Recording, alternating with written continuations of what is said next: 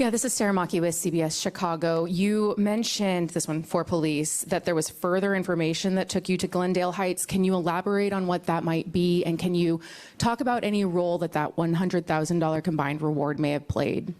You want to take that one? First, I'd like to thank our partners who came together to offer that reward. From the moment this investigation started, our detectives constantly were developing actionable intelligence. Without getting into too much of that, I'm going to say as they followed up on every bit of intelligence that they were gathering, it led them to go to the Madison area and the Dubuque area as part of the investigation and then back to Glendale Heights.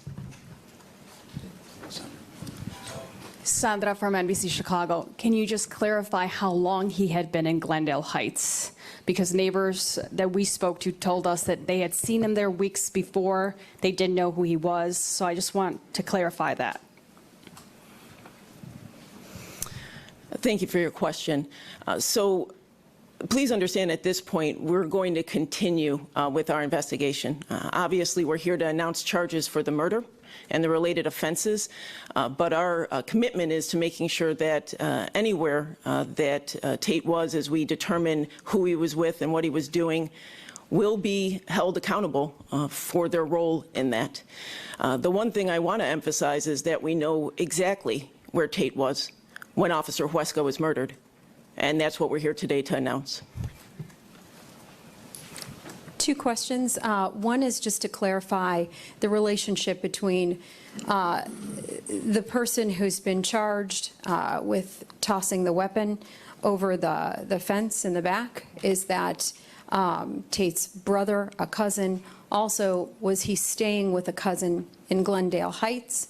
The second question I have is the nature of the encounter on the street when Officer Huesca returns home. Was he able to fire back? I'll let you take that. For your first question, can you repeat that again for me, please?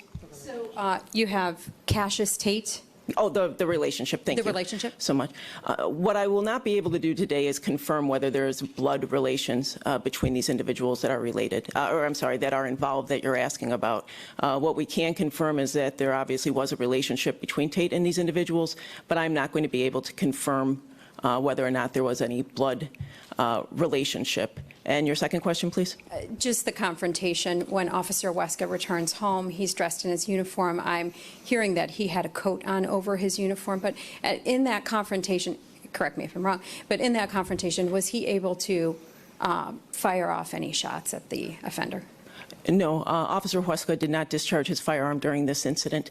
There was only one caliber of casing ballistic evidence that was recovered, and that is from the evidence that led us to identify Tate. Okay. No problem. Any indication if Officer Huesca was targeted and how many times he was shot in this confrontation?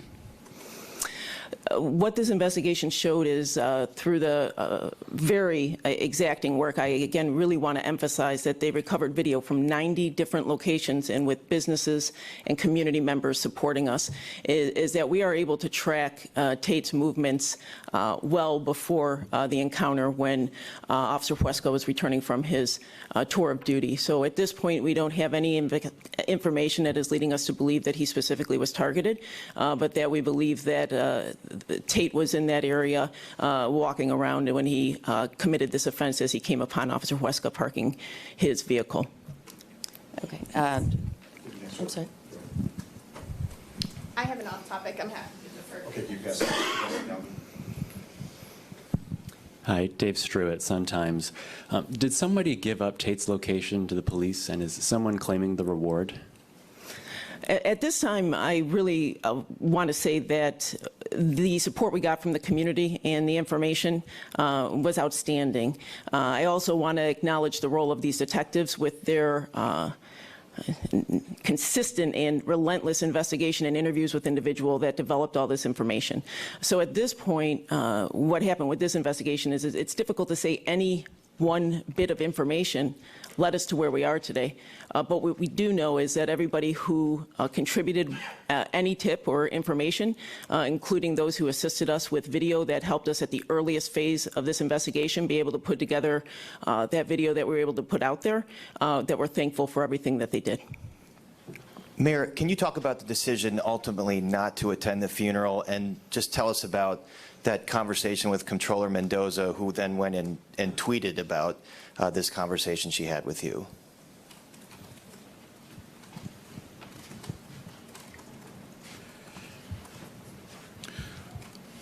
Showing up for the people of Chicago is something that I do every single day. And, you know, again, at this moment in which this family is grieving a tremendous loss, I certainly, again, want to reiterate and emphasize my deepest condolences. The conversation that I had directly with Officer Huesca's mother was that she requested that I not attend the funeral, and I honored her request. Next question. Craig Dellamore, WBBM Radio. Superintendent, I'm sure a lot of people have watched everything that has happened over the last week and thought if even someone like a police officer could be a victim of a carjacking, you know, what hope is there for the rest of people out there? What can you say to people who are afraid that this can happen to any of them at any time?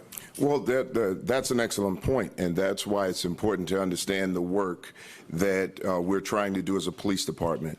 What happened to Officer Luis Huesca that night, that could have been anyone's son, anyone's brother, anyone's father, uncle, nephew, and we understand that. We as a police department understand that we don't want anyone in the city to be victimized by this level of crime, and this is why we're working on a different and a higher level to gather enough evidence that when we capture individuals who are committing these types of violent crimes, that we can get them off the street and keep them off the street. The only way to really get to the bottom of these types of crimes is to apprehend the individuals who are committing these types of crimes and then to hold them accountable. And the work that you see here today, that's the direction that the Chicago Police Department is going in. We want to make sure that when we're gathering evidence, that we're doing it in the most intelligent and professional way possible, so that when we present these cases to the state's attorney's office, there's no doubt that we have enough evidence to have this person charged, and then when it goes to court, we have enough evidence in this case to get this person convicted so that we keep these types of individuals off the street. Mike Krauser, WBBM Radio, 2 for Chief or City. Were you tracking a cell phone and a vehicle, and how quickly after the incident did you have the ID of this guy? So in terms of how we were able to develop our, intelligence throughout this, I think some of the information we may have put out, if not, I'll just say, and we recently were up here just announcing it, all of the technology that the city allows for us was very instrumental, and the tools that we have and the training that our members have to use that technology did help develop leads in this investigation. And what was your second question, sir? The second one was, how quickly after the incident did you have his ID? Well, we had that video out shortly thereafter as we worked our way back through, as we mentioned earlier in our statement, as we worked to backtrack with that bank card and conduct an interview. It became apparent to us who was involved, and at the same time, we needed to get the information out there with the video. There's a lot that goes into presenting these charges and being able to positively identify somebody, but the use of that bank card at the earliest part of the investigation was very helpful for us identifying who was involved. Question for the mayor, please. Mayor, if I can just follow up on what was said before. Sure. Would you mind going to the podium for us? Just go ahead. Well, I wanted to follow up because there was some confusion with your press team, apparently, after you were called by Mendoza and the state representative and told that the family did not want you there for the funeral. your press statement went out that night saying you were going to attend the funeral. Can you explain what happened? Was that a mistake, or were you still intent on going to the funeral despite their wishes for you not being there? So it was important for me to hear directly from the family, and once I had a direct conversation with Officer Huesca's mother, that's when we made the commitment to honor her wish. Can you confirm for us when that conversation was? Because we understand that earlier in the week, your office or your chief of staff had been told that they did not want you there. That conversation happened the morning of the services with Officer Huesca's mother. And if I can just follow up too, we were told by Susana Mendoza that Officer Huesca's mother had felt that, or had been told by her son that he did not feel like you have the police's back. Could you respond to that? Well, look, as I've said repeatedly, this is a real demonstration of what government ultimately has a responsibility to do, is to show up for people. And from our U.S. Marshals to our local police department and police departments around the region, our state's attorney, our detectives division, my office of community safety, all of us showing up together to build a better, stronger, safer Chicago. That work continues, and we're looking forward to the continuous collaboration that's necessary in this moment. I just wanted to make sure I was clear. Judy Wang, WGN-TV. You mentioned that there was somebody charged in DuPage County with concealing and aiding a fugitive. Is that related to a relative that lives at the Glendale Heights address? I am not able to confirm, again, any blood relationship with the people that are involved here. Okay, so there are two other people arrested besides Mr. Tate who are connected to this case? Correct. Okay, but the Glendale Heights, so you're not confirming the relation, but there was another arrest, and that was the... In DuPage County, right, correct. And then the one on 800 block of South Hale. Okay, that was a weapons charge? Correct. Okay, all right, thank you. Thank you. Good morning, Jesse Echeverria with Univision Chicago for Superintendent.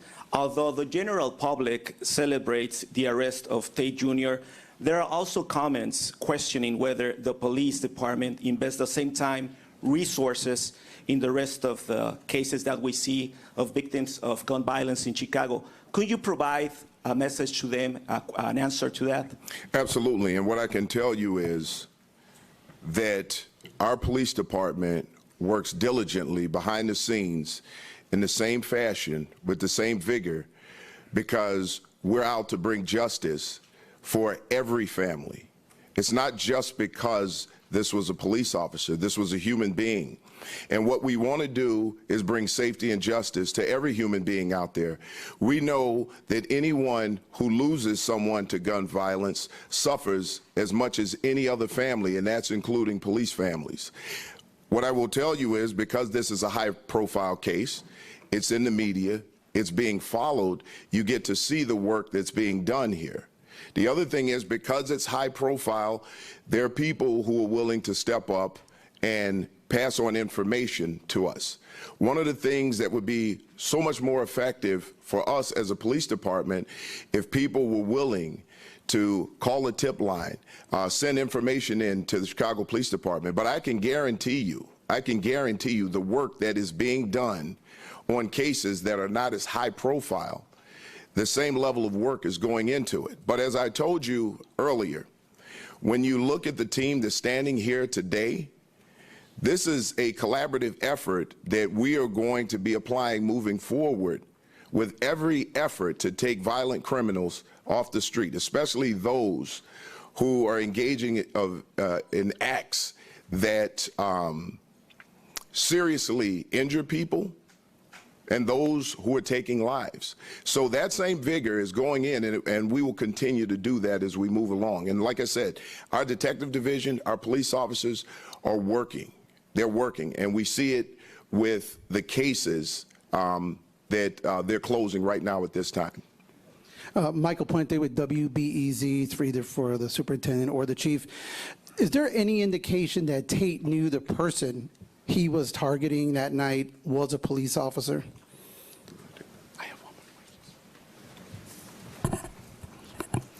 One of the things we put out is that when Officer Huesca returned home, he was in his uniform. He did have a cover over the top. But at this point, I think from an earlier question, what I will say is nothing in our investigation at this point has led us to believe he targeted Officer Huesca because he was a law enforcement officer. My next question is for the mayor. Mayor, in one of the earlier transmissions on that night from the scanner, indicated that one of the ways the police found out that there was a shooting in that area was through ShotSpotter. And yet ShotSpotter is going to be going away. Why is that? And is there any, you might change your mind on that?